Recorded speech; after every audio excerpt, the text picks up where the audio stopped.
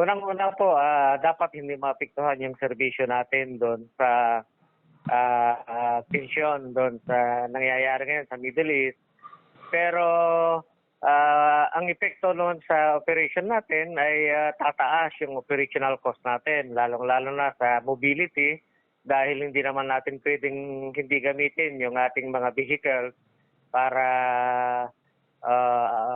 mag-response doon sa mga tawag at saka sa regular na trabaho natin. So, yun yung malaking epekto. Lalaki yung cost of operation natin, pero hindi naman tayo pwedeng magtaas ng rate. Ang pinagdadasal na lang po natin sa ngayon, na sana kung naapektuhan na yung presyo ng mga petroleum products natin ngayon, ay hindi makaapekto doon sa presyo ng coal at natural gas na kung saan ito yung ginagamit ng ating mga generating power plant sa pag-produce ng electricity, kundi magkakaroon ng increase sa generation portion ng ating bill. Sa supply naman ng kuryente, as long as walang planta na magbabag down or masisira, sa ngayon, sabi naman ng ating Department of Energy, sapat yung supply ng kuryente.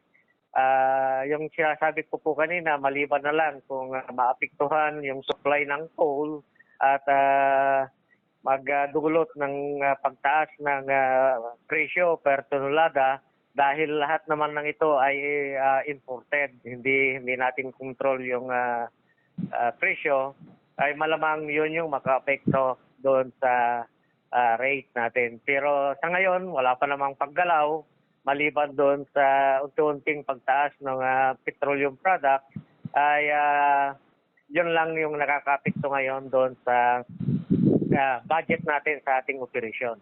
Opo, actually, naramdaman na natin yan nung nakaraang 2022 kung saan nung nagkaroon ng gera between Russia at saka Ukraine. So, naramdaman ulit natin yung pagtaas ng mga petroleum products ng hanggang almost 100, 1 litro.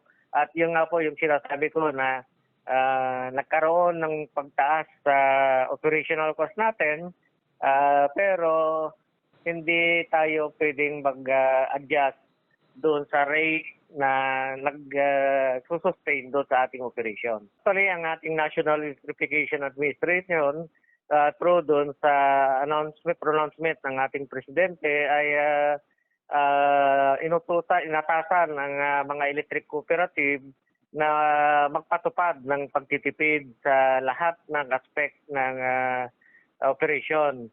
So, habang makatipid ay tipirin. At yun din yung nakasama doon sa kautusan na i-disseminate sa ating mga consumers yung mga paraan para makatipid ng kuryente at paggamit ng mga products para makatulong doon sa national na pagtitipid, nationwide na pagtitipid sa mga nasabing produkto dahil talagang hindi natin maiwasan na maapektuhan yung presyo dahil sa maapektuhan yung supply and demand ng mga products ngayon.